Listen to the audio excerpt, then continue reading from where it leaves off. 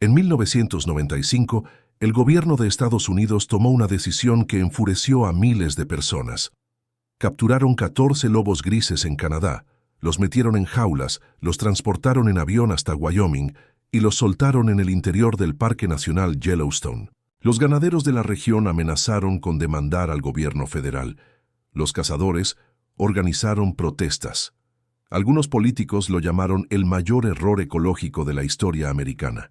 Hubo quienes predijeron que los lobos matarían a los alces hasta extinguirlos, que atacarían turistas, que destruirían décadas de recuperación del parque. Tenían miedo de lo que 14 lobos podían hacer. Tenían razón en tener miedo, pero por las razones completamente equivocadas. Porque lo que esos 14 animales desencadenaron no fue una tragedia. Fue algo que ningún científico, ningún biólogo, ningún ecólogo había predicho con esa magnitud. Algo tan extraño, tan contraintuitivo, tan difícil de creer incluso para quienes lo documentaron en tiempo real, que tardó años en ser aceptado por la comunidad científica. 14 lobos cambiaron el curso físico de los ríos, no metafóricamente, no como figura retórica. Los ríos de Yellowstone literalmente tomaron caminos distintos después de que los lobos llegaron. La geografía del parque cambió, y con ella, decenas de especies que no tenían ninguna relación aparente con un lobo comenzaron a recuperarse, a multiplicarse, a regresar a lugares donde no se las había visto en generaciones. Esto tiene un nombre en ecología, se llama cascada trófica. Y el caso de Yellowstone es el más poderoso, el más documentado y el más perturbador que la ciencia ha registrado en toda su historia. Para entenderlo, primero hay que entender lo que Yellowstone era antes, y para eso hay que retroceder no 70 años, sino mucho más. Yellowstone es el parque nacional más antiguo del mundo. Establecido en 1872, abarca casi 9.000 kilómetros cuadrados en el corazón de las montañas rocosas, cruzando los estados de Wyoming, Montana e Idaho.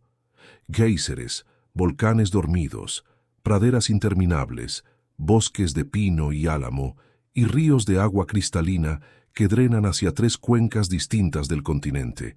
Durante miles de años, Yellowstone fue un sistema en equilibrio. No un equilibrio perfecto ni estático. La naturaleza no funciona así, sino el tipo de equilibrio caótico, tenso, impredecible que produce ecosistemas sanos. Depredadores que controlaban herbívoros, herbívoros que controlaban la vegetación, vegetación que controlaba los suelos, suelos que controlaban el agua. En la cima de ese sistema estaban 2 animales, el oso grizzly y el lobo gris. El lobo gris, Canis lupus, llevaba en Norteamérica entre 700.000 y 1 millón de años. Había coevolucionado con el alce, con el bisonte, con el venado de cola blanca. Habían crecido juntos, se habían moldeado mutuamente. El alce era más veloz porque el lobo lo perseguía. El lobo era más inteligente porque el alce lo obligaba a hacerlo. Luego llegaron los colonizadores europeos, y con ellos la ganadería. El lobo no distingue entre un alce y una vaca. Para un lobo una vaca es proteína disponible, nada más. Los ataques al ganado comenzaron casi de inmediato, y la respuesta de los ganaderos y del gobierno federal fue igualmente inmediata: exterminio sistemático. No fue caza selectiva, fue una campaña de eliminación total. Trampas, veneno, disparos desde a caballo. El gobierno federal pagaba recompensas por cada lobo muerto. En menos de 50 años, una especie que había gobernado el continente durante casi 1 millón de años fue borrada de los 48 estados contiguos de Estados Unidos. El último lobo confirmado en Yellowstone fue eliminado en 1926. Durante 70 años, el parque funcionó sin su depredador principal. A simple vista, Yellowstone sin lobos parecía prosperar. Las poblaciones de alce, Cervus canadensis, crecieron de manera sostenida. Miles de animales pastando libremente por las praderas y los valles. Los turistas los fotografiaban, los biólogos los contaban. Todo parecía en orden, pero debajo de esa superficie, el ecosistema estaba acumulando una deuda que nadie estaba contabilizando. Sin lobos, los alces no tenían depredadores capaces de controlar su comportamiento. Los osos grizzly cazaban alces, sí, pero principalmente crías recién nacidas en primavera.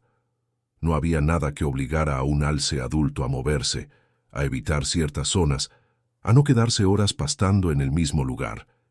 Y los alces tomaron la decisión más lógica del mundo para un herbívoro sin depredadores: quedarse donde la comida era más abundante y accesible: las orillas de los ríos, los valles, las zonas bajas donde crecían sauces, álamos y abedules, los árboles más nutritivos, los más fáciles de alcanzar. El resultado fue silencioso pero devastador. Los sauces de los valles de Yellowstone empezaron a desaparecer. Los álamos dejaron de regenerarse. Cada retoño que intentaba crecer era consumido antes de alcanzar 1 metro de altura. Los abedules desaparecieron de zonas donde habían existido durante siglos. Las orillas de los ríos quedaron desnudas. Sin raíces que sostuvieran los bancos de tierra, la erosión comenzó a trabajar lentamente, año tras año, reshaping los canales, ensanchando los ríos, reduciendo su profundidad. Los castores, Castor canadensis, abandonaron el parque casi por completo. Sin sauces, no tenían material para construir presas ni comida para sobrevivir el invierno. En los años 1950, los registros muestran colonias de castores activas en la mayoría de los ríos principales del parque.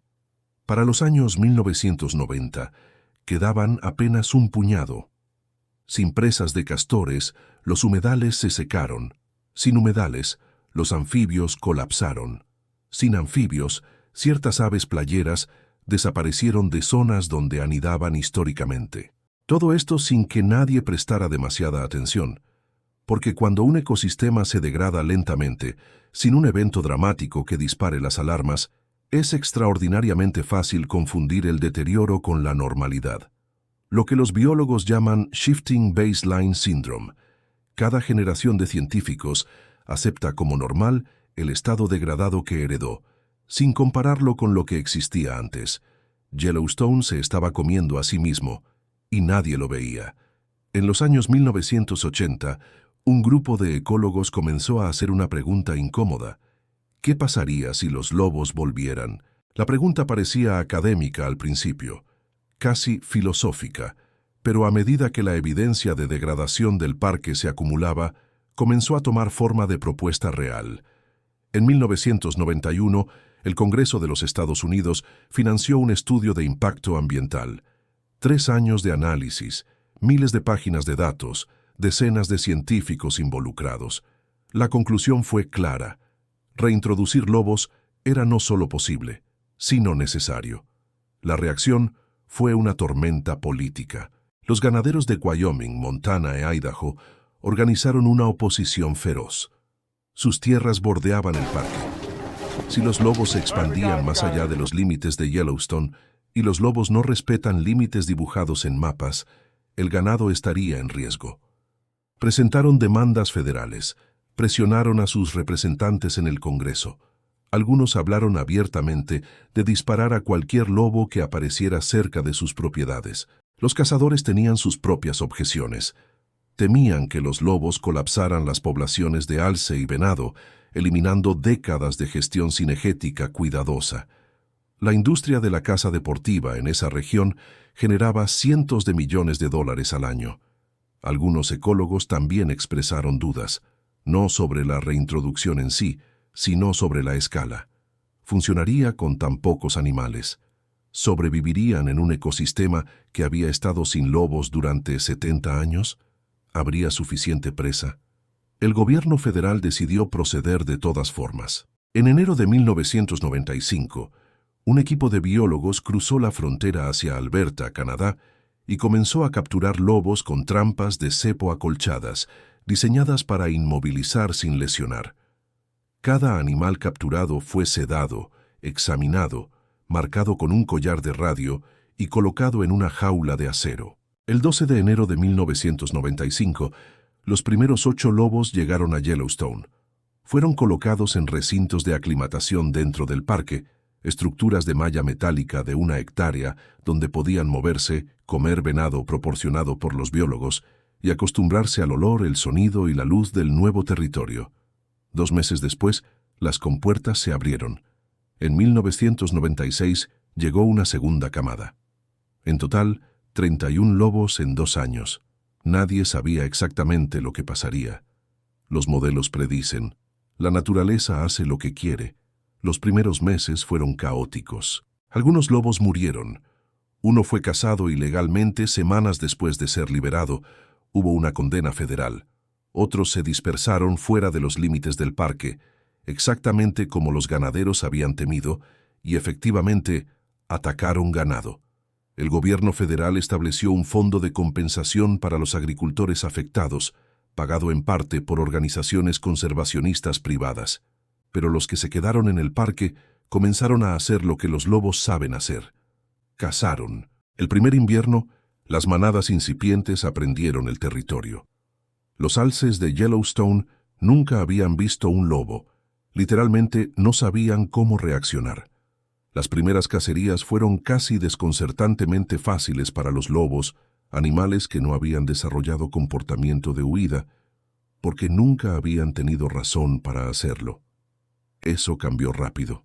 En 2 o 3 generaciones de alces, que tienen una expectativa de vida de 20 años, el comportamiento cambió de manera observable. Los alces empezaron a evitar las zonas abiertas cerca del agua durante periodos prolongados. Empezaron a moverse más, a no quedarse en el mismo lugar más de lo necesario, a levantar la cabeza con más frecuencia mientras pastaban. Los biólogos tienen un nombre para esto: el paisaje del miedo. No es solo cuántos alces mata el lobo, es cómo el lobo reorganiza el comportamiento de todos los alces del área, incluso de aquellos que nunca han visto un lobo de cerca. El olor en el viento es suficiente. Una huella fresca en la nieve es suficiente. El aullido distante a las 3 de la mañana es suficiente. El miedo es el mecanismo. Y el miedo fue suficiente para cambiar todo. 3 años después de la reintroducción, los biólogos William Ripple y Robert Bechta, de la Universidad Estatal de Oregon, tomaron una decisión metodológica que parecía simple, pero resultó revolucionaria. En lugar de solo contar lobos y alces, comenzaron a medir árboles. Instalaron transectos de medición en los valles del río Lamar, el río Blacktail y el río Gallatin, las zonas donde los alces habían pastado con mayor intensidad durante las décadas sin lobos. Midieron la altura de los sauces, la densidad de los álamos, la presencia o ausencia de regeneración juvenil. Lo que encontraron los dejó sin palabras. En las zonas donde el paisaje del miedo era más intenso, donde los lobos patrullaban con más frecuencia, donde los alces habían modificado más su comportamiento, los sauces habían crecido de menos de 1 metro a más de 5 metros en menos de una década. Los álamos estaban regenerándose por primera vez desde los años 1920. Los abedules, que habían desaparecido completamente de algunos valles, estaban volviendo. No era recuperación lenta, era recuperación explosiva. Y el mecanismo no era solo que hubiera menos alces, era que los alces que quedaban ya no se atrevían a quedarse quietos en un mismo lugar el tiempo suficiente para consumir todo lo que crecía. El miedo les daba a los árboles el tiempo que necesitaban para sobrevivir sus primeros años de vida. Los más vulnerables. Ripple y Bechta publicaron sus hallazgos en 2004. La comunidad científica los recibió con escepticismo. La magnitud del efecto parecía demasiado grande, demasiado rápida. Algunos biólogos argumentaron que otros factores podían explicar la recuperación de la vegetación: variaciones climáticas, cambios en el manejo del parque, fluctuaciones naturales. Durante los siguientes 10 años, otros equipos replicaron las mediciones en distintas zonas del parque. Los resultados fueron consistentes. El debate científico continuó. La ecología rara vez produce consensos rápidos, pero la evidencia se acumulaba en una sola dirección. Los lobos estaban cambiando la vegetación, y la vegetación estaba a punto de cambiar algo mucho más profundo. Este es el momento en que la historia de Yellowstone deja de ser solo una historia de conservación y se convierte en algo más extraño.